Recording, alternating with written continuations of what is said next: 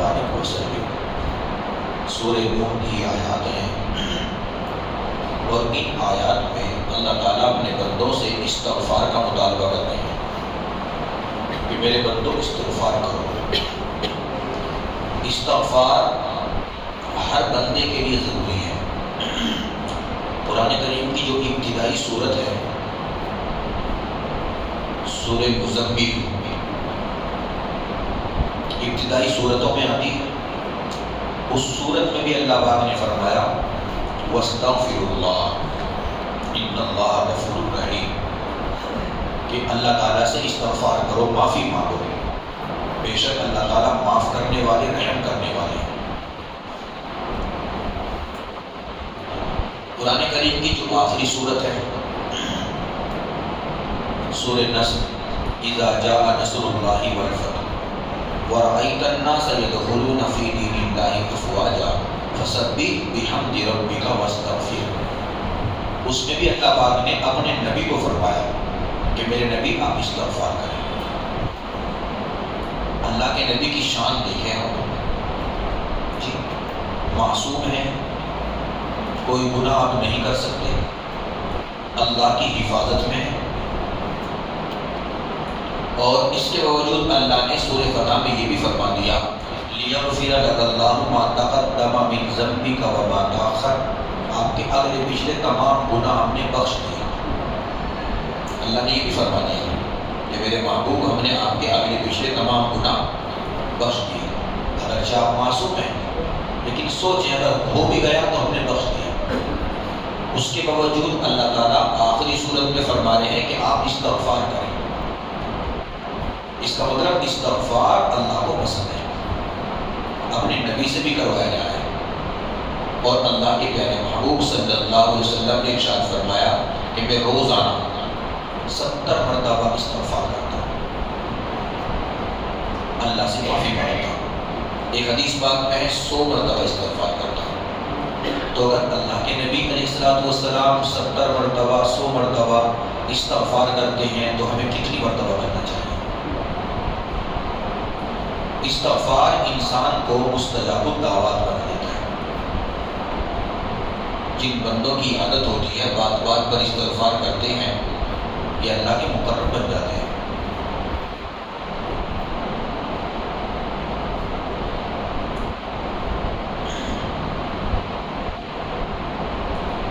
گناہ پر بھی استغفار ہے، بندہ جب گناہ کرتا ہے اس پر بھی استغفار ہے، توبہ پر اور عبادت پر بھی استغفار ہے۔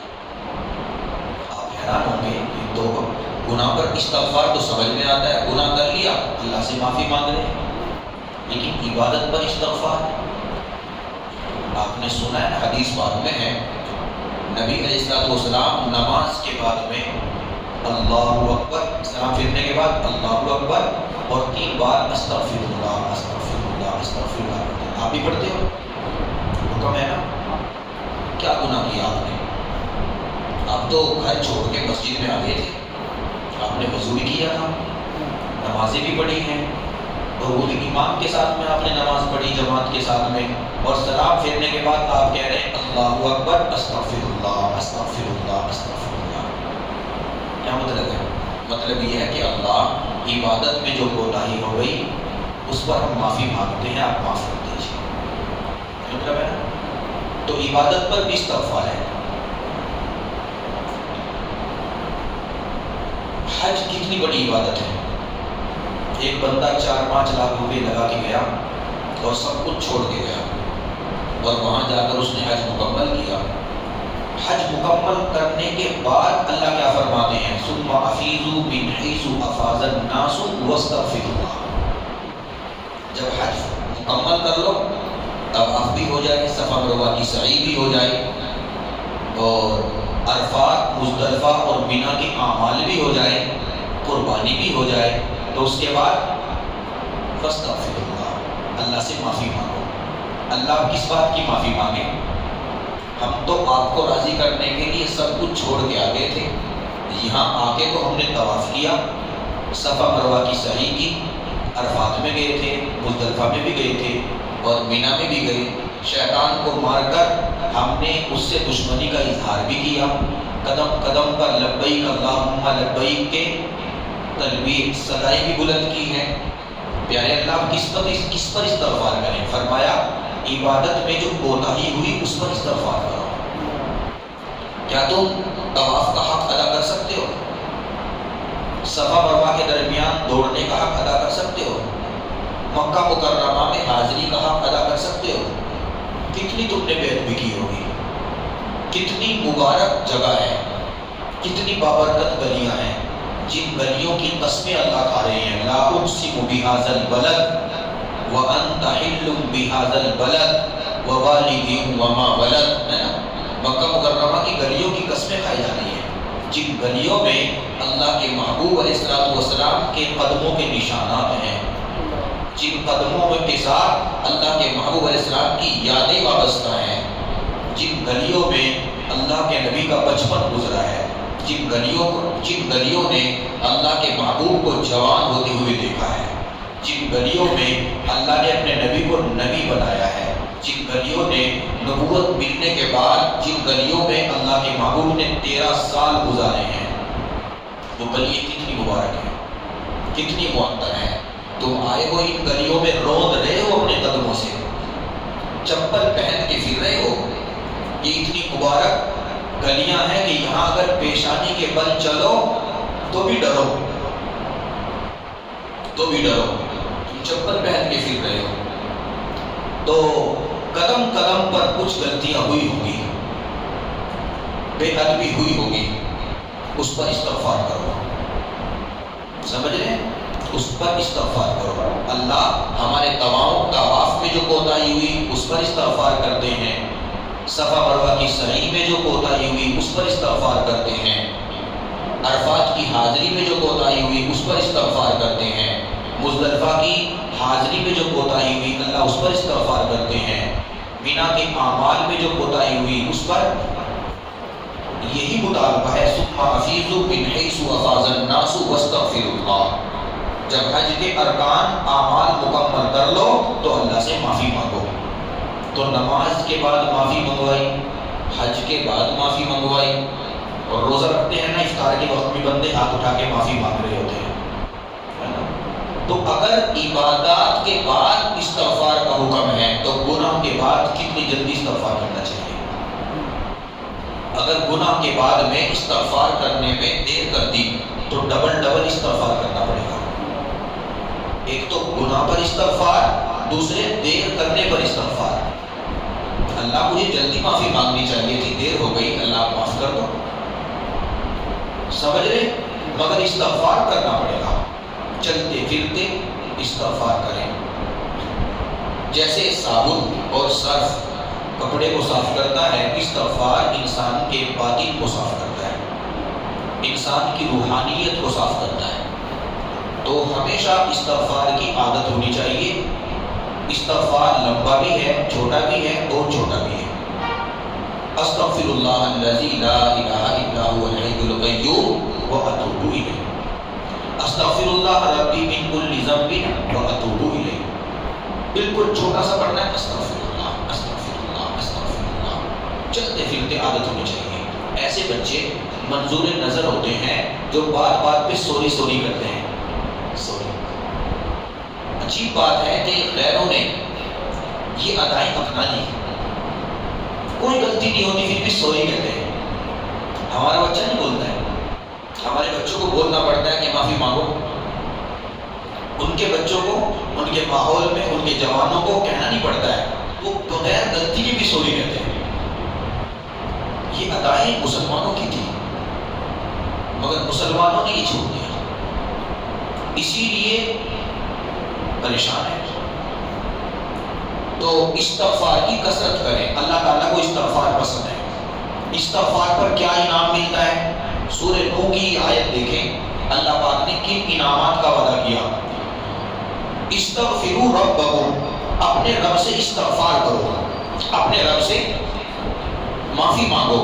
اس کا فائدہ کیا ہوگا؟ نمبر 1، انہ کان غفارا، بے شک وہ بخش دے گا، بخشنے والا ہے نا. جب بخشش مانگو گے، معافی مانگو گے تو اللہ تعالیٰ معاف کر دے گا. تو استغفار کا پہلا فائدہ یقینی طور پر معافی ملے گی، یقینی طور پر معافی ملے گی، اس کے پاس مغفرت کے خزانے ہیں، غفارا، اس کے پاس مغفرت کے خزانے ہیں اور وہ ہمارے لیے ہیں۔ اسی لیے مطالبہ ہے کہ استغفار کرو، اگر اس نے بخشنا نہ ہوتا تو وہ مطالبہ نہ کرتا۔ جب اس نے کہا کہ استغفار کرو اور پھر آگے اپنی صفت بھی بیان فرما دی غفارا، اس کا مطلب اس کا موڈ ہے، ارادہ ہے بخشنے کا۔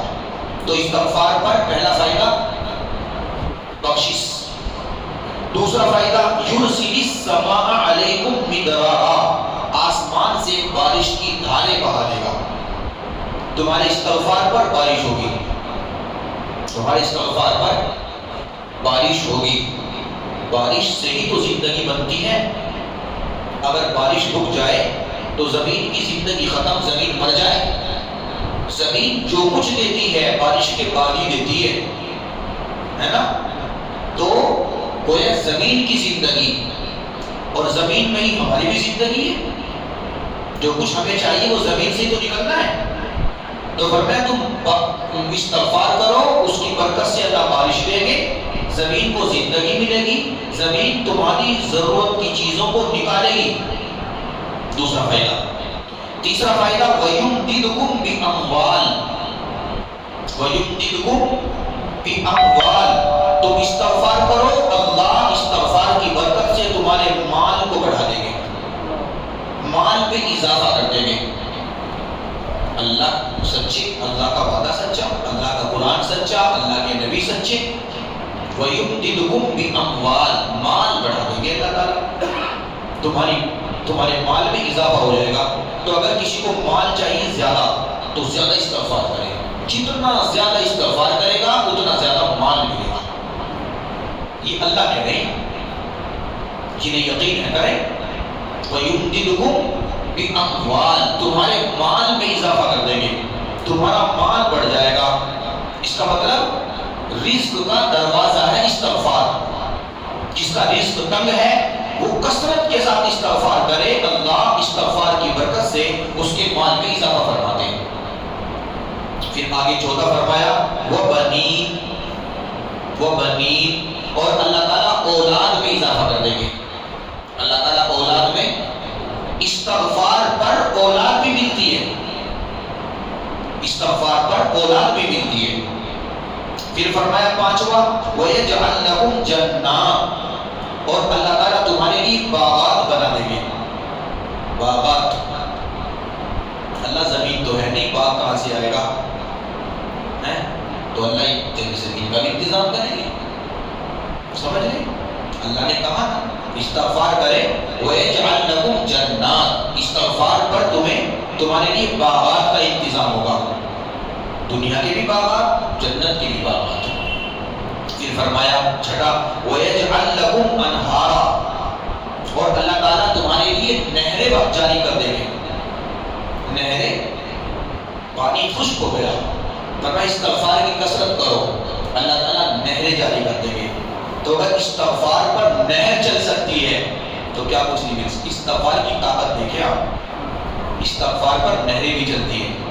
اسی طرح فرمایا گیا ایک جگہ کہ استغفار پر اللہ تعالیٰ اپنے بندے کو مستجاب الدعوات بھی بنا دیتے ہیں۔ کتنے فائدے ہو گئے؟ 7 ہو گئے نا، 6 کا تذکرہ یہ ہے، 7واں اس میں ملایا گیا ہے۔ اللہ والوں نے نقل فرمایا، اس کو ہم مثال سے نقل کرتے ہیں۔ حضرت امام احمد ابن حنبل رحمۃ اللہ علیہ، نام جانتے ہیں؟ امام احمد ابن حنبل 4 جو بڑے امام ہیں، ان چاروں اماموں میں سے ایک حضرت امام احمد ابن حنبل رحمۃ اللہ علیہ فرماتے ہیں کہ ایک مرتبہ سفر میں نکلے اور دن مکمل ہوا، رات کی تاریکی چھا گئی، امام احمد ابن حنبل رحمۃ اللہ علیہ نے رات گزارنا تھا، تو کسی بستی میں داخل ہوئے، بستی کے اندر سوچا کہ اللہ کے گھر میں جائیں، وہاں عبادت کریں گے، وہیں آرام کر لیں گے، تو ایک مسجد میں گھس گئے، وہیں آپ نے عشاء کی نماز پڑھی، اور نماز کے بعد میں نوافل میں، فرائض کے بعد نوافل مشغول ہو گئے، اور رفتہ رفتہ جو نمازی آئے تھے وہ سب کے سب نکل کے چلے گئے۔ بس امام احمد ابن حنبل نماز پڑھ رہے ہیں اور مسجد کا جو خادم ہے وہ مسجد کو بند کرنے کے انتظامات کر رہا ہے، کھڑکیاں وڑکیاں بند کر رہا ہے، جو چٹائی وٹائی لپیٹنی تھی وہ لپیٹ رہا ہے، اور وہ دیکھ رہا ہے کہ امام احمد بن بندہ نماز پڑھ رہا ہے مسافر۔ تو جب امام احمد ابن حنبل سلام پھیرتے ہیں تو وہ اپنی حرکتوں سے ایسا ظاہر کرتا ہے کہ اسے جلدی ہے مسجد کو بند کرنے کی، آپ اپنی نماز کو بھی ذرا سمیٹیں، جلدی کریں۔ کہہ نہیں رہا ہے مگر ایسا ظاہر کر رہا ہے۔ جب امام احمد ابن حنبل سلام پھیرنے کے بعد پھر دوبارہ نیت باندھ کے کھڑے ہوتے ہیں تو اس پر شاپ گزرتا ہے۔ ایک تھیلا بھی ہے امام احمد ابن حنبل کا جس میں کچھ کپڑے ہیں، کچھ سامان ہے، وہ بھی برابر میں رکھا ہے، اور آپ نماز پڑھ رہے ہیں۔ جب بہت دیر ہو گئی انتظار کرتے کرتے، اب کی بار اس نے سلام پھیرتے ہی کہا کہ بڑے میاں کتنی پڑھو گے، کتنی پڑھو گے؟ سب تو پڑھ کے چلے گئے، آپ لگے ہوئے، آپ کی نمازیں ختم نہیں ہو رہی اور میں تو آپ کے انتظار میں کھڑا ہوں، بس کرے بس کرے۔ تو امام احمد ابن حنبل نے فرمایا کہ بھئی اور ذرا چند رکعتیں پڑھنے دو۔ فرمایا نہیں بس بہت ہو گیا، آپ چلیں، میں نے مسجد کا دروازہ بند کرنا ہے۔ جب اس نے یہ کہا تو امام احمد ابن حنبل کی آنکھوں میں آنسو آ گئے اور آسمان کی طرف دیکھا اور فرمایا اللہ آپ میرے سے ناراض ہو گئے، میں نے کیا غلطی کی کہ آپ میرے سے ناراض ہو گئے کہ اپنے گھر میں بھی، گھر کے دروازے بھی آپ میرے اوپر بند کر رہے ہیں، تیرے گھر سے بھی اگر نکالا جا رہا ہے تو کہاں ٹھکانہ ملے گا؟ اللہ اگر کوئی غلطی ہو گئی تو اللہ معاف کرتا ہوں، میں اپنی غلطی پر معافی مانگتا ہوں۔ امام احمد ابن حنبل کی شان کتنی اونچی ہے، 27ویں جو شب ہوگی نا اس میں عرض کروں گا ان کے بارے میں انشاءاللہ تفصیل سے، کتنی اونچی شان کے مالک ہے، کتنا اونچا مقام ہے، اور اللہ کے قرآن کے لیے امام احمد ابن حنبل نے کتنی قربانیاں دی ہیں، کتنی ماریں کھائی ہیں، کیسے ان کی چمڑی اتری ہے، اور اتنا بڑا امام، اور ان کو کہا جا رہا ہے کہ مسجد سے نکلے، بس کرے بہت ہو گیا، میں نے کب تک آپ کا انتظار کرنا ہے؟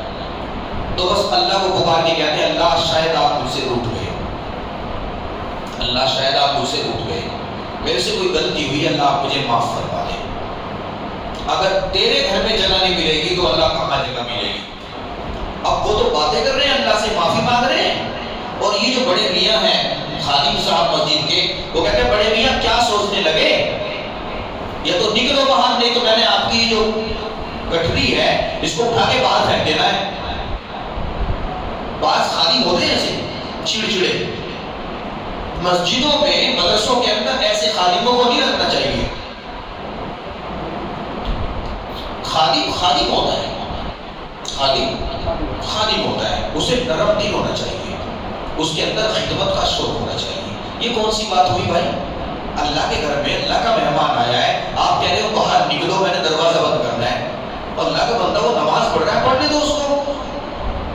تو کہتے ہیں کہ اس نے کہا خادم نے کہ آپ اٹھیں اور یہ اپنے کپڑے اپنا تھیلا اٹھائیں، نہیں تو میں نے اس تھیلے کو اٹھا کے باہر پھینک دینا ہے۔ چاروں ناچار امام احمد ابن حنبل اٹھ گئے اور آپ نے اپنی وہ گٹھری اٹھائی، اسے سر پہ رکھی، اور آپ کی آنکھوں سے آنسو بھی بہہ رہے ہیں، اور جیسے کوئی دھکے دے کے باہر نکال رہا ہو، اس حالت سے بوجھل قدموں کے ساتھ اللہ کا ولی، فقیہ وقت، محدث وقت، وقت کا عالم، اللہ کا مقرب بندہ مسجد سے نکل رہا ہے رات کے وقت میں، اور جس بستی میں ہے اس بستی میں کوئی جان پہچان کا نہیں ہے۔ سوچیں آپ کہ اللہ کے گھر سے نکال دیا گیا تو رات کہاں گزاریں گے؟ فٹ پاتھ پہ گزارنی ہے۔ چنانچہ وہاں سے مسجد سے باہر نکلے، جا ہی رہے تھے تو قریب ایک جگہ ایک تنور جل رہا تھا، تنور، روٹی کا تنور ہوتا ہے نا، روٹی لگتی ہے، کوئی بندہ روٹی لگاتا تھا اور وہ روٹی بیچتا تھا، تو اس کا تنور دیر تک چلتا تھا۔ تو ایک بندہ ہے اور وہ تنور پہ بیٹھا ہے اور وہ تنور میں روٹی لگا رہا ہے، تو سردی کی سرد راتیں ہیں، ٹھنڈی ٹھنڈی راتیں اور ٹھنڈی ٹھنڈی ہوائیں چل رہی ہیں اور جسم پر کپکپی ہے اور آنکھ میں آنسو ہے۔ امام احمد بن حنبل گوجن قدموں سے اس کے قریب پہنچے اور جا کے فرمایا، اس کے قریب جا کے کہ بھائی اگر آپ اجازت دیں تو میں تندور کے قریب بیٹھ کے تھوڑا سیک لوں، میری رات گزر جائے گی۔ اس نے کہا کہ ہاں بڑے میاں بیٹھ جاؤ، سیک لو، میرا اس میں کیا خرچ ہوگا۔ چنانچہ کہتے ہیں کہ وہ ادھر سے روٹی بنا رہا تھا اور روٹی لگا رہا تھا اور میں اس کے سامنے تندور پہ ہی بیٹھ گیا دور، اور میں اس کی تمیز سے، اس کی آگ سے اپنے آپ کو سیک بھی رہا تھا۔ کہتے ہیں کہ عجیب بات دیکھی میں نے، یہ بندہ جو روٹی لگا رہا ہے جب یہ آٹا توڑتا ہے پیڑا بنانے کے لیے تو آٹے کو توڑتے وقت کیا کہا؟ استغفر اللہ۔ اس کے بعد پیڑا بناتا ہے، جب پیڑا بن کے مکمل ہوتا ہے پھر کہتا استغفر اللہ۔ اس کے بعد روٹی بناتا ہے، جب روٹی بن کے تیار ہوتی ہے پھر کہتا استغفر اللہ۔ پھر اس روٹی کو تنور میں لگاتا ہے، جب تنور میں روٹی پک جاتی ہے اور اس کو نکالتا ہے پھر کہتا استغفر اللہ۔ کہتے ہیں ہر روٹی میں میں نے دیکھا کہ جتنی روٹی اس اللہ کے بندے نے بنائی ہر روٹی میں 4-5 مرتبہ استغفر اللہ پڑھتا ہے۔ حیران ہوا، یا اللہ، ایک عمل ہی کر رہا ہے روٹی بنانے والا عمل، اور روٹی بناتے بناتے یہ ہر روٹی میں 4-5 مرتبہ استغفر اللہ استغفر اللہ استغفر اللہ استغفر اللہ پڑھتا ہے۔ حیران ہوا، میں نے حیران ہو کے پوچھا کہ آپ اتنا کثرت کے ساتھ استغفار پڑھتے ہو؟ آگے جی ہاں۔ کب سے پڑھتے ہو؟ کہتے ہیں جب سے میں نے ہوش سنبھالا ہے۔ کب سے پڑھتے ہو؟ جب سے میں نے ہوش سنبھالا ہے۔ اور کہتا ہے کہ میں آپ کو اگلی بات بتاؤں، وہ نہیں پہچانتا یہ ہے کون، بڑے میاں۔ کہتا ہے میں آپ کو اگلی بات بتاؤں، اس استغفار کی میں نے برکت اپنی زندگی میں دیکھی ہے۔ کیا مطلب؟ کہتا ہے کثرت کے ساتھ استغفار پڑھنے کی وجہ سے اللہ پاک نے مجھے مستجاب الدعوات بنا دیا ہے۔ میں نے کتنی مرتبہ تجربہ کر کے دیکھا کہ جو دعا میں اللہ سے مانگتا ہوں اللہ قبول کرتے ہیں، جو دعا مانگتا ہوں اللہ قبول کرتے ہیں، اور وہ استغفار کی برکت نظر آتی ہے۔ آج تک جتنی دعائیں میں نے مانگی ہیں تمام دعائیں اللہ پاک نے میری قبول کر لی، بس ایک دعا کے قبول ہونے کا انتظار ہے۔ ایک دعا کثرت سے مانگتا ہوں اور قبول نہیں ہو رہی ہے، بس اس کا انتظار ہے، باقی تمام دعائیں قبول۔ تو بڑے میاں نے کہا کہ وہ کون سی دعا ہے جو قبول نہیں ہو رہی ہے؟ فرمایا کہ میں نے تذکرہ سنا ہے، کہیں دور کسی شہر کے اندر اللہ کا ایک ولی رہتا ہے، اس کا نام امام احمد بن حنبل ہے۔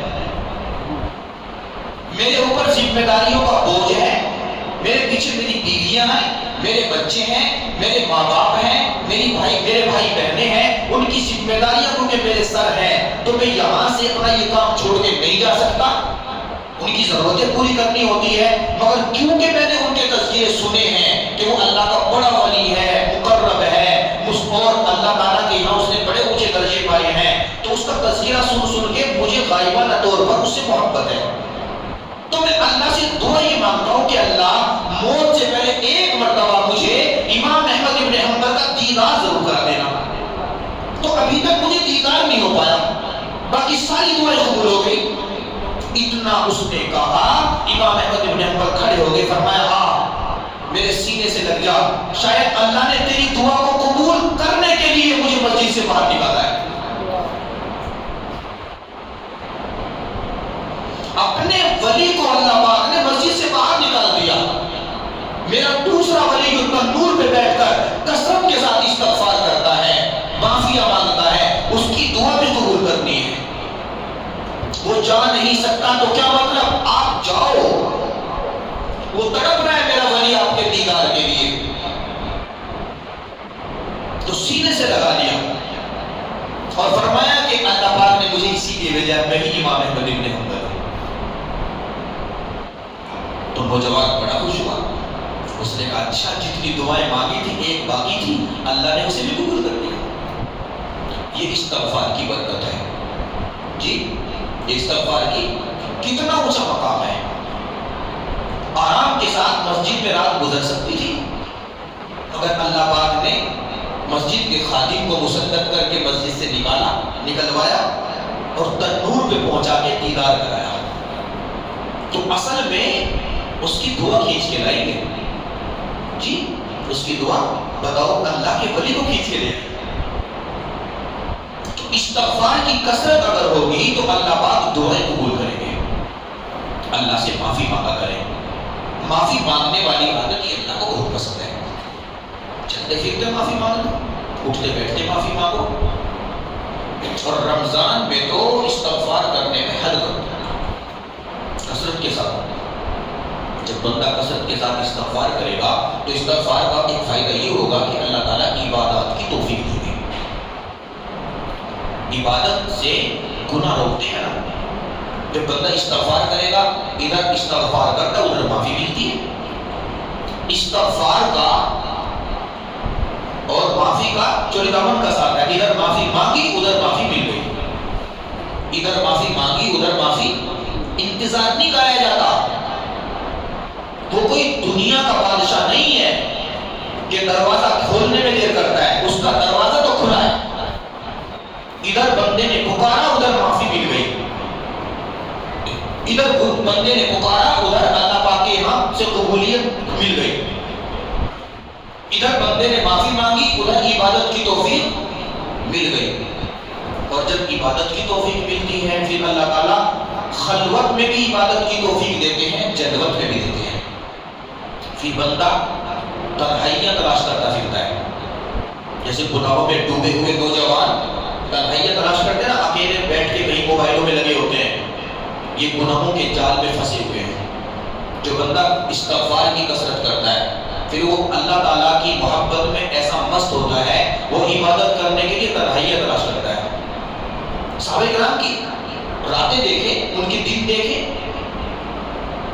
ان کے دن دیکھیں کہ گناہ بھی نہیں کر رہے ہیں, استغفار کرتے ہیں کثرت کے ساتھ میں, اور شب بیداری کرتے ہیں.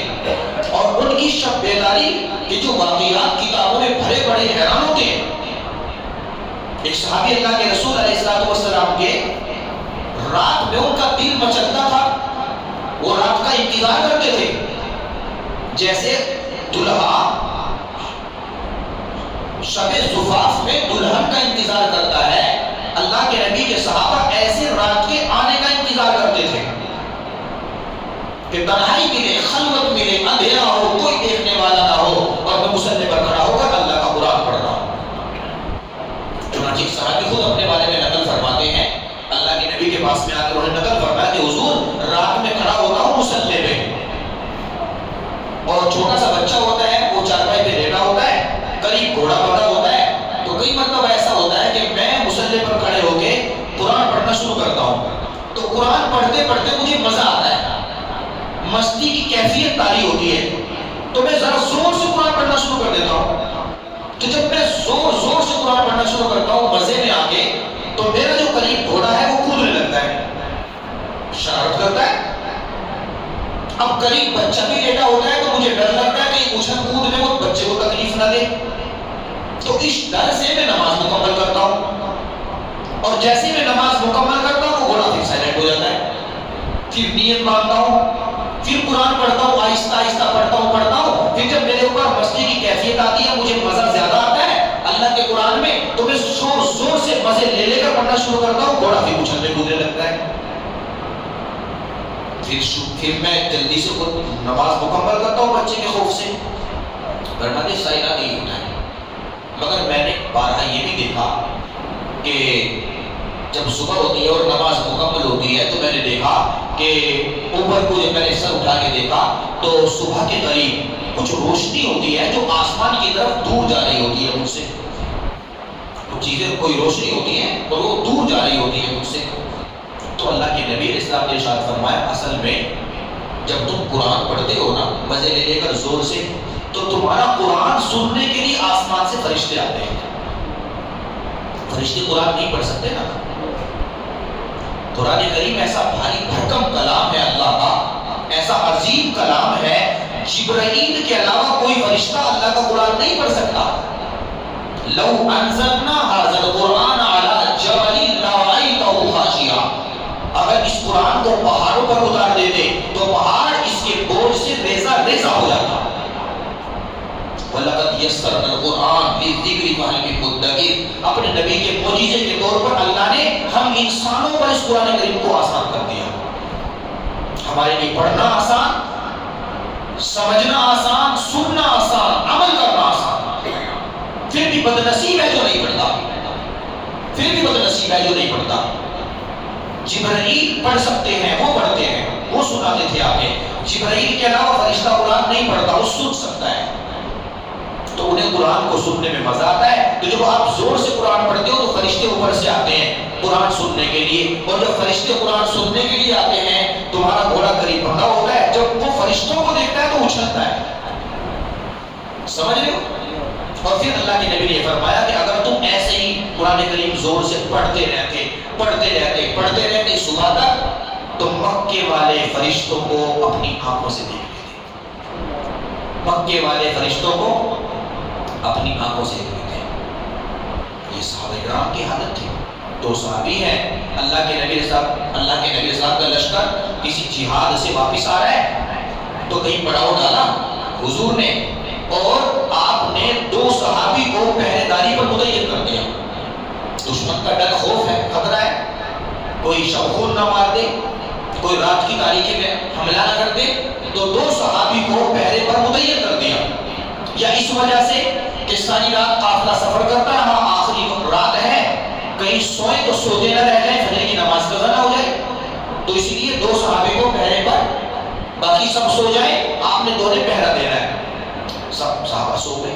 اب وہ جو دو صحابی پہرے پر متعین ہوئے ان دونوں نے آپس میں بات کی کہ ہم دونوں اگر پہرا دیتے رہے سارے دن اور ساری رات کے جاگے ہوئے کہ ہمیں بھی آخری پہر میں آ کے ہماری آنکھ نہ لگ جائے. تو ایسا کرتے ہیں کہ جو حصہ بچا ہے رات کا اس میں سے آدھا حصہ میں جاگ کے گزارتا ہوں، تم سو جاؤ، آخری والا آدھا حصہ تم جاگ کے گزار دینا، میں سو جاتا ہوں. جی یہ آسان ہے. چنانچہ ایک صحابی ان میں سے بھی سو گئے، دوسرے صحابی جاگ رہے ہیں. اب جو بچے جاگتے ہوئے رہ گئے ان کے دل میں بات آئی کہ جاگنا ہی تو ہے، پہرا ہی تو دینا ہے، اور فجر کی نماز کے وقت ساتھیوں کو جگانا ہی تو ہے، مقصود تو جاگنا ہے، تو کیوں نہ میں ڈبل کام کروں، جاگتا بھی رہوں عبادت بھی کرتا رہوں، جاگتا بھی رہوں عبادت بھی کرتا رہوں. چنانچہ مصلی بچھایا، نماز شروع کر دی. نماز شروع کی تو کوئی دشمن پیچھے سے لگے ہوئے تھے. دور سے دیکھا، اندھیری رات ہے، کہ سب بندے سوئے ہوئے ہیں مگر ایک بندہ کھڑا ہے. ابھی رات میں بندہ ہی ہے یا کوئی لکڑی وکڑی ہے؟ تو دور سے دشمن نے تیر چلایا اور وہ تیر صحابی کو آ کے لگا اور خون بہنے لگا، مگر صحابی نماز کی حالت میں اللہ کا قرآن پڑھ رہے ہیں، ٹس سے مس نہیں ہوتے. ادھر سے پھر دوسرا تیر آیا، وہ بھی لگا اور صحابی کا پھر خون بہ رہا ہے، مگر صحابی اللہ کا قرآن پڑھ رہے ہیں. تیسرا تیر لگا، چوتھا لگا، تیر پہ تیر لگتے گئے اور صحابی اللہ کا قرآن پڑھتے گئے. نہ حرکت کی، نہ ہائے کی، نہ چیخے، نہ چلائے، نہ آواز کی، نہ قرات میں فرق آیا. ادھر خون بہ رہا ہے، ادھر سے آنسو بہ رہے ہیں، اور زبان پر اللہ کا قرآن جاری. جب خون بہتا گیا اتنا زیادہ بہ گیا کہ صحابی کی آنکھ کے سامنے اندھیرا سا آنے لگا. غنودگی کی کیفیت کا، خون زیادہ نکلے گا تو بے ہوشی آئے گی نا، تو جب غنودگی کی کیفیت طاری ہونے لگی، بے ہوشی آنے لگی، تو پھر صحابی نے جلدی اپنی نماز مکمل کی. اس لیے نہیں کہ تیر لگا، اس لیے نہیں کہ زخمی ہو گئے، اس لیے نہیں کہ تکلیف ہو رہی ہے، اس لیے نہیں کہ جان کا خطرہ ہے، اس لیے صحابی نے نماز مکمل کی کہ اللہ کے نبی علیہ السلام کا حکم پورا کر رہا ہوں، صحابہ کو جگانا ہے، ذمہ داری ہے میرے اوپر. اگر ایسی نماز پڑھتا رہا، کہیں میں نماز پڑھتا فوت نہ ہو جاؤں زیادہ خون نکلنے کی وجہ سے. جلدی سے صحابی نے اپنی نماز مکمل کی اور اپنے دوست صحابی کو، ساتھی کو جگایا کہ بھائی ذرا اٹھ جاؤ آپ. اب وہ اٹھے تو انہوں نے دیکھا تیر پہ تیر لگے ہوئے ہیں، زخمی ہے، خون بہ رہا ہے. فرمایا صحابی نے کہ جی تو نہیں چاہتا تھا کہ نماز مکمل کروں، خدا کی قسم کھا کے کہتا ہوں کہ نماز میں سورہ کہف کی تلاوت کر رہا تھا، اتنا مزہ آ رہا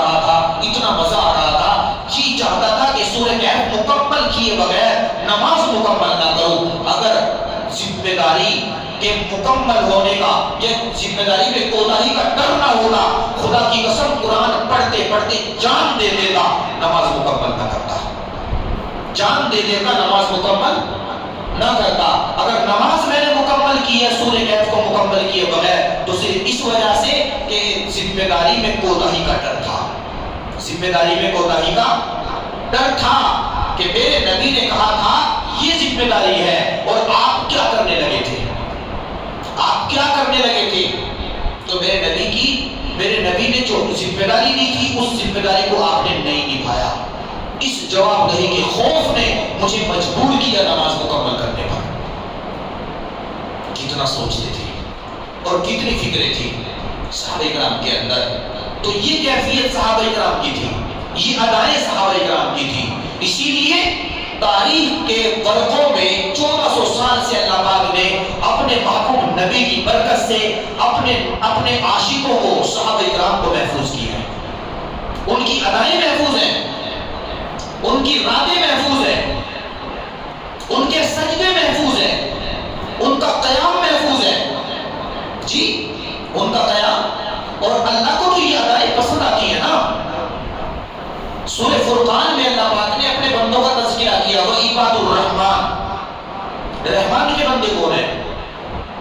وہ عباد الرحمن، رحمان کے بندے کون ہیں؟ دیکھو رحمان کسے کہتے ہیں؟ رحمان کسے کہتے ہیں؟ جی نام اللہ کے اتنے، جب اللہ اپنے بندوں کا تذکرہ کرے عباد، یہ امتیازی شان ہے انسان کی، عباد جی عبد ہونا یہ انسانیت کی امتیازی شان ہے۔ جب آپ کلمہ تشہد پڑھتے ہو تو کیا پڑھتے ہو؟ اشہد ان لا الہ الا اللہ واشہد ان محمدا، کیا پڑھتے ہیں؟ محمد عبدہ ورسولہ، پہلے عبد بعد میں رسول ہے نا، پہلے عبد بعد میں رسول۔ اس کا مطلب یہ عبد ہونا یہ بڑی شان ہے۔ جہاں اللہ اپنے محبوب کی معراج کا تذکرہ کر رہے ہیں، ہم نے راتوں رات بلایا تو یہ نہیں کہا کہ ہم نے اپنے رسول کو بلایا، نبی کو بلایا، محمد صلی اللہ علیہ وسلم کو بلایا، نا سبحان الذی اسری بعبدہ، ہم نے اپنے عبد بندے کو بلایا۔ اللہ کا کسی کو یہ کہہ دینا میرا بندہ، یہی اس کی شان، اس کی شان کو بڑھانے کے لیے، اس کے مقام کو بتانے کے لیے کافی ہے، جس سے اللہ نے کہہ دیا میرا بندہ، بس یہ بندگی انسانیت کی معراج ہے۔ تو اللہ نے کہا عباد الرحمن۔ اب یہاں رحمان کے بندے، اللہ کے تو اور بھی نام ہیں، کچھ اور بھی نام لیا جا سکتا۔ رحمان کسے کہتے ہیں؟ دیکھو غضبان اسے کہتے ہیں جو بہت زیادہ غصہ کرے، عطشان اسے کہتے ہیں بہت زیادہ اس کو پیاس لگی ہے، جوعان اسے کہتے ہیں جو بہت زیادہ جس کو بھوک لگی ہو، اسی کے وزن پہ ہے رحمان، بہت زیادہ مہربانی کرنے والا۔ رحمان کے معنی بہت زیادہ مہربانی کرنے والا۔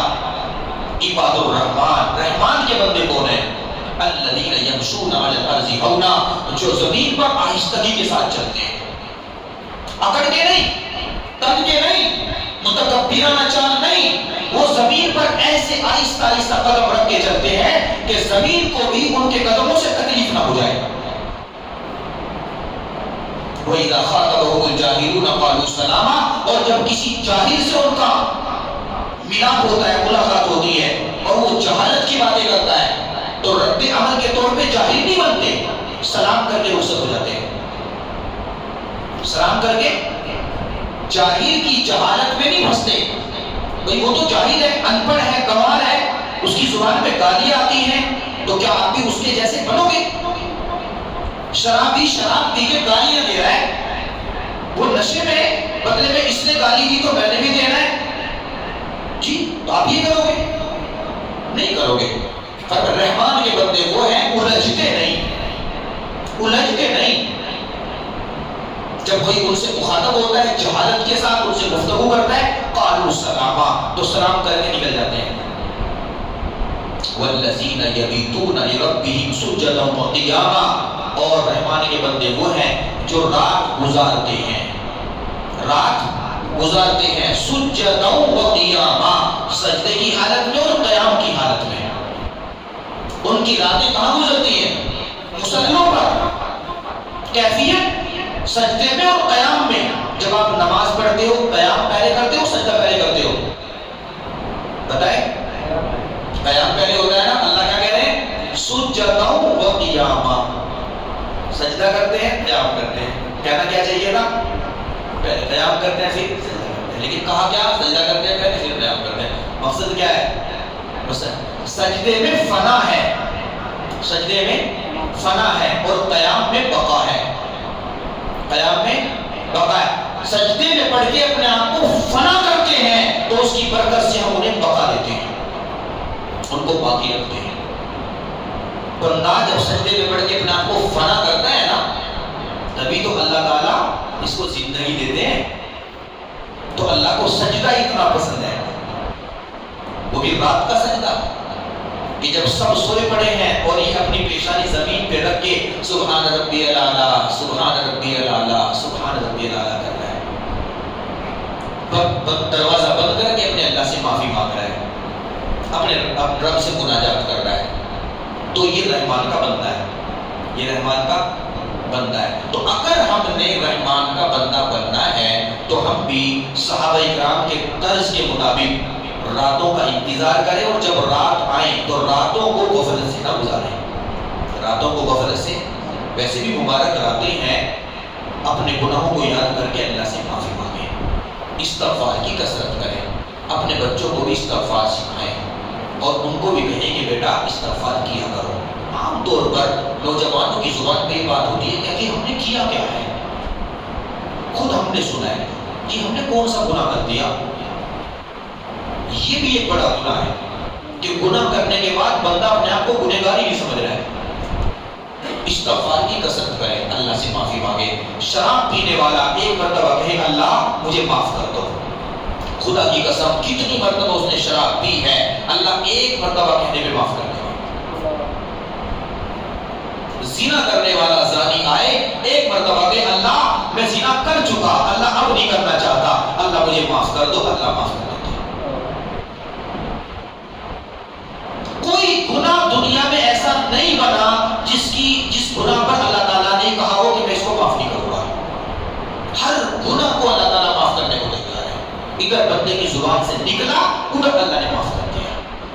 بندہ معافی مانگنے میں دیر کرتا ہے، اللہ تعالیٰ معاف کرنے میں دیر نہیں کرتے۔ اسی لیے خود بھی معافی مانگے، اہل خانہ کو بھی مطالبہ کریں، وہ بھی اللہ سے معافی مانگے۔ استغفار پر اللہ کی رضا ملتی ہے۔ اللہ تعالیٰ مجھے بھی آپ کو بھی عمل کی توفیق نصیب فرمائے۔ تیسری رات ہے، کچھ حصہ رات کا انفرادی طور پر گھروں میں جاگ کر گزاریں۔ جاگ کر یہ جو مسجدوں کے اندر لمبے لمبے بیان، رات کے 2-2 بجے تک بیان، دارالعلوم دیوبند کا فتویٰ اس کے خلاف ہے۔ اسی لیے میں بھی الحمدللہ جاتا نہیں ہوں رات میں زیادہ ان چیزوں میں، معذرت کر لیتا ہوں۔ ان راتوں میں مطالبہ یہ ہے کہ تنہائی میں کہیں بیٹھ کے اللہ کو راضی کر دو، تنہائی میں کہیں بیٹھ کے اللہ کو راضی کر لو۔ شیطان بدبخت یہ کام کراتا ہے، کرنا پرانا کچھ نہیں، بیٹھو تھوڑی دیر مزے لو، 2-3 گھنٹے ایسے کٹ جائیں گے، 1-2 گھنٹہ باہر روڈوں پہ گھومنے میں کٹ جائے گا، بس رات کا حملہ کر دیا، رات کا خون کر دیا، رات کا خون کر دیا۔ اتنی بڑی نعمت اللہ پاک نے دی تھی، اس کو بھی گوا دیا، اس کو بھی گوا دیا۔ آسمانوں سے آواز آ رہی ہے، اللہ خود صدائیں لگا رہے ہیں، اللہ کے فرشتے آسمانوں سے اعلان کر رہے ہیں، حل من سائل فأوتی لہ، کوئی ہے میرا بندہ مجھ سے سوال کرنے والا، میں اسے عطا کروں۔ حل من مستغفر، کیا میرا کوئی بندہ ہے مجھ سے معافی مانگنے والا، میں اسے معاف کروں۔ صدائیں لگ رہی ہیں، سنو اللہ کی صدا کو، سنو فرشتوں کی صدا کو، اور کہو اللہ ہاں ہم معافی مانگنے کے لیے آگے، اللہ میں معاف کر دو۔ اپنے گناہوں کو یاد کرو اپنے من میں، کسی کو نہ بتاؤ۔ اللہ نہیں چاہتے میرا بندہ اپنے آپ کو رسوا کرے، نہ بتاؤ کسی کو، حضرت میں نے یہ گناہ کیا، وہ کیا، وہ کیا، یہ کیا، کسی کو نہ بتاؤ، بس اللہ کو بتاؤ۔ اللہ اللہ میری ظاہری شکل کو دیکھ کر لوگ دھوکہ کھا رہے ہیں. اللہ میری ظاہری شکل کو دیکھ کر لوگ دھوکہ کھا رہے ہیں. اللہ جو میرے اندر ہے، جو میرا من ہے اور جو میرے راتوں کے اور تنہائیوں کے اعمال ہیں، اللہ اگر ان کی نحوست میرے چہرے پر ظاہر کر دی جاتی تو اللہ مجھے یقین ہے میری اولاد بھی میرے منہ پر تھوکنا گوارا نہ کرتی. اللہ میں تیرے سامنے بڑے بول نہیں بولتا. اللہ میرے پاس کوئی عمل نہیں ہے، کوئی سجدہ نہیں ہے جو تیری شان کے مطابق میں نے کیا ہو. گناہوں کے گٹھڑ ہیں، نامہ اعمال گناہوں سے بھر گئے ہیں. اللہ گناہ لکھنے والے فرشتے میرے گناہ لکھ لکھ کے تھک چکے ہیں. اللہ میں ایک رات کا حساب نہیں دے سکتا. اللہ میں ایک دن کا حساب نہیں دے سکتا. اللہ میں بڑے بول نہیں بولتا. پیارے اللہ میری خلوت تیرے سامنے ہے، میری جلوت تیرے سامنے ہے. اللہ میں معافی مانگتا ہوں، مجھے معاف فرما دو اور وعدہ کرتا ہوں کہ اب نافرمانی نہیں کروں گا. معافی مانگتا ہوں اور وعدہ کرتا ہوں کہ اللہ نافرمانی نہیں کروں گا. جب سچے من سے اللہ سے معافی مانگو گے اللہ تعالیٰ مایوس نہیں کریں گے، اللہ عطا کریں گے. تو رات کے کچھ حصے کو عبادت میں گزاریں، معافی مانگ کے گزاریں. اہل خانہ کو بھی اہتمام کے ساتھ میں کچھ وقت کہیں کہ وہ بھی عبادت کریں، مختلف قسم کی عبادت. جی تھوڑی دیر قرآن پڑھ لیں. چھوٹے چھوٹے بچے ان کو بھی کہیں بیٹا تھوڑی دیر آپ بھی پڑھ لو. اگر ان کو نہیں آتا تسبیح پڑھ لو بیٹھ کے، اپنے پاس میں بٹھاؤ محبت سے، انہیں بھی کہو تسبیح پڑھ لو. سبحان اللہ، الحمدللہ، اللہ اکبر، لا الہ الا اللہ، درود شریف کی تسبیح پڑھو. اور آخر میں سب سے آخر میں دعا مانگنے سے پہلے ایک دو چار تسبیح پڑھو. اللہ اللہ اللہ اللہ اللہ.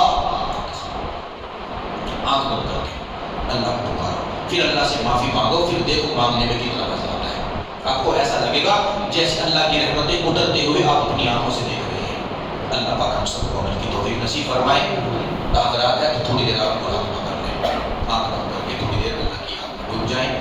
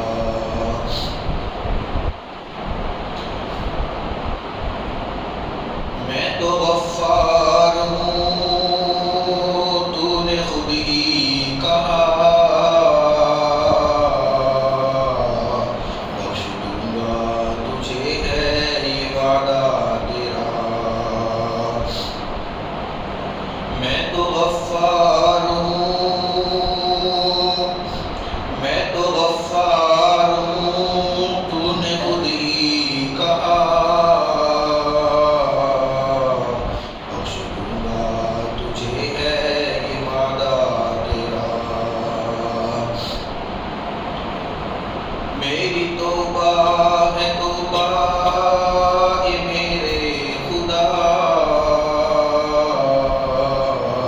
میرا کوئی نہیں اللہ تیرے سوا، میں تیرے سامنے جھک رہا ہوں خدا، میرا کوئی نہیں اللہ تیرے سوا۔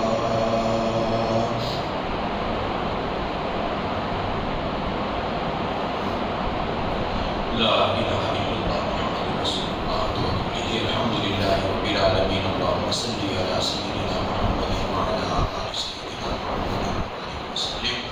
یا اللہ ہمارے گناہوں کو معاف فرما، اللہ ہم سب کی غلطیوں کو درگزر فرما، پیارے اللہ رحم کا کرم کا معاملہ فرما، اے اللہ عافیت فضل کا معاملہ فرما، اللہ سچی کی توبہ نصیب فرما، پیارے اللہ جو دن میں گناہ ہوئے ان کو بھی معاف فرما، جو رات کے اندھیرے میں گناہ ہوئے ان کو بھی معاف فرما، اللہ جو ارادے سے گناہ کیے ان کو بھی معاف فرما، اللہ جو بلا ارادہ گناہ ہو گئے ان کو بھی معاف فرما، جو گناہ ہمیں یاد ہیں اللہ انہیں بھی معاف فرما، اللہ جو گناہ کر کے ہم بھول گئے انہیں بھی معاف فرما، پیارے اللہ ہم جانتے ہیں اللہ ہمارے نامہ اعمال گناہوں سے بھرے پڑے ہیں، پیارے اللہ ہمیں معاف فرما، اے اللہ معاف فرما، اللہ سچی توبہ نصیب فرما، اللہ توبہ اور استقامت نصیب فرما، اللہ ہمارے گناہوں نے ہمیں پریشان کر رکھا ہے، پیارے اللہ پریشانیوں کو دور فرما،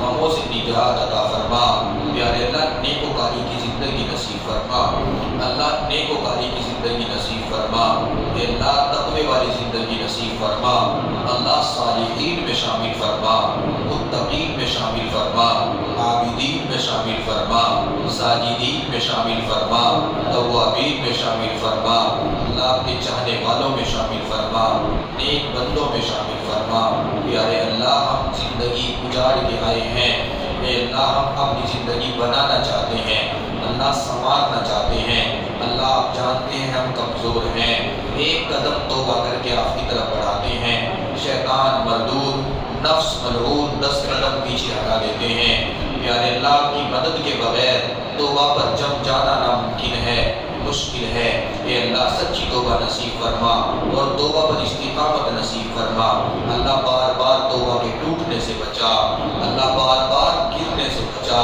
اللہ بار بار گناہ کرنے سے بچا، پیارے اللہ نافرمانیوں سے حفاظت فرما، رب چاہی زندگی نصیب فرما، اللہ من چاہی زندگی سے نکال دیجئے، اللہ ہم دنیا کے پیچھے لگے رہے، دنیا والوں کے پیچھے لگے رہے، مخلوق کو راضی کرنے کے فکر میں لگے رہے، اللہ مخلوق کے چکر میں خالق کو بھول گئے، اللہ ہم نے سب کو آزما کے دیکھ لیا، اللہ اے اللہ اب ہم آپ کو راضی کرنا چاہتے ہیں، پیارے اللہ اپنی رضا نصیب فرما، اللہ اپنی رضا نصیب فرما، پیارے اللہ اپنی رضا نصیب فرما، اپنا قرب نصیب فرما، آپ کی محبت نصیب فرما، اللہ نگاہوں کو پاک فرما، زبان کو صاف فرما، اے اللہ ہمارے عیبوں کی پردہ پوشی فرما، پیارے اللہ ہم بڑے بول نہیں بول سکتے، ہم کتنے پانی میں ہیں ہم اپنی حالت کو جانتے ہیں، پیارے اللہ ہماری راتیں بھی داغدار ہیں، پیارے اللہ ہمارے دن بھی آلودہ ہیں،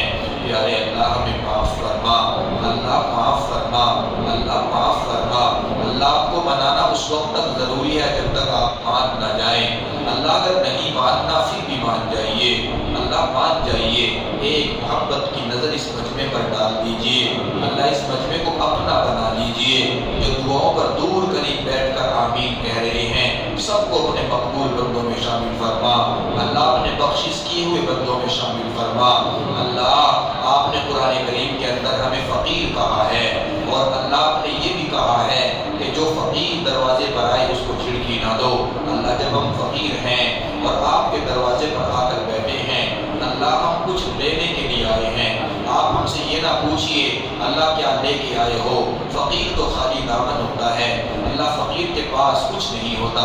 جب آپ نے ہمیں فقیر کہا ہے اللہ ہم سے کسی چیز کا مطالبہ نہ کر لینا۔ پیارے اللہ جب آپ کے حضور حاضر ہوں اللہ ہم سے یہ پوچھ لینا بندوں کیا لینے آئے ہو، اور پیارے اللہ ہماری بخشش فرما دینا، ہمارے والدین کی بخشش فرما دینا، عزیز و اقارب کی بخشش فرما دینا، ہماری اولاد کی بخشش فرما دینا، بھائی بہنوں کی بخشش فرما دینا، پوری متعلقین کی بخشش فرما دینا، اللہ پوری امت کی بخشش فرما، اللہ پوری امت کی بخشش فرما، پیارے اللہ سب کی پریشانیوں کو دور فرما، بیماریوں سے نجات عطا فرما، اللہ بیماریوں سے نجات عطا فرما، نئی نئی پیدا ہونے والی بیماریوں سے ہم سب کی حفاظت فرما، ضعف کو دور فرما، کمزوری کو دور فرما، سستی کو دور فرما، غفلت کو دور فرما، پیارے اللہ کی عبادات کا ذوق نصیب فرما، سجدوں کی لذت نصیب فرما، نمازوں کا سرور نصیب فرما، تلاوت کی حلاوت نصیب فرما، پیارے اللہ کے نام کی لذت نصیب فرما، ہماری زبان پر آپ کے ذکر کو جاری فرما، اے اللہ ہمارے دل میں آپ کی یاد بسا دیجئے، ہمارے سینوں کو آپ کی محبت سے لبریز کر دیجئے، پیارے اللہ اے اللہ ہماری تمام ضرورتوں کو پورا فرما، حلال پاکیزہ عزت برکت والی روزی نصیب فرما، پیارے اللہ جن کو اولاد نہیں نیک اولاد عطا فرما، جن کو اللہ جن کی اولاد نافرمان ہے فرما بردار بنا، اللہ کو اولاد کے دکھوں سے بچا، اولاد کے غموں سے بچا، اللہ ہماری اولاد کو نیک صالح بنا، اللہ ہماری اولاد کو نیک صالح بنا، کامیابیوں کے ساتھ زندگی گزارنا نصیب فرما، تیری رضا کے ساتھ زندگی گزارنا نصیب فرما، تیرے نبی کی محبت نصیب فرما، اطاعت نصیب فرما، اللہ ہمارے گھروں کو نبی علیہ السلام کی سنتوں کا گلشن بنا، پیارے اللہ ہمیں تیرے نبی کی سنت کا دیوانہ بنا، پیارے اللہ مستانہ بنا، اللہ ہماری غفلتوں کو دور فرما، اللہ ہمارے دامن کو بھر دیجئے، ہماری جھولی کو بھر دیجئے، مخلوق سے مانگنے کی ذلت سے بچا، خالق سے مانگنا نصیب فرما، اللہ خالق سے مانگنا نصیب فرما، مانگنا نہیں آتا بن مانگے عطا فرما، اللہ مانگنا نہیں آتا بن مانگے عطا فرما، پیارے اللہ موت سے پہلے موت کی تیاری نصیب فرما، اے اللہ نے ایمان عطا فرمایا، اللہ ہم زندگی کا اکثر حصہ گزار چکے ہیں، آج تک ہم نعمت ایمان کی قدر نہیں کر پائے، پیارے اللہ ہمیں معاف فرما، اے اللہ ایمان کی قدر نصیب فرما، ایمان والی زندگی نصیب فرما، ایمان والی موت نصیب فرما، اللہ ہمیں تو رات کے اندھیرے سے ڈر لگتا ہے، جب ہم مر جائیں گے اور ہمیں قبر میں رکھا جائے گا اور اللہ قبر کو بند کر دیا جائے گا، پھر اللہ ہم تیرے حوالے ہو جائیں گے، اللہ اس اندھیرے میں ہمارا کیا حال ہوگا، اللہ قبر میں جانے سے پہلے روشنی کا انتظام فرما،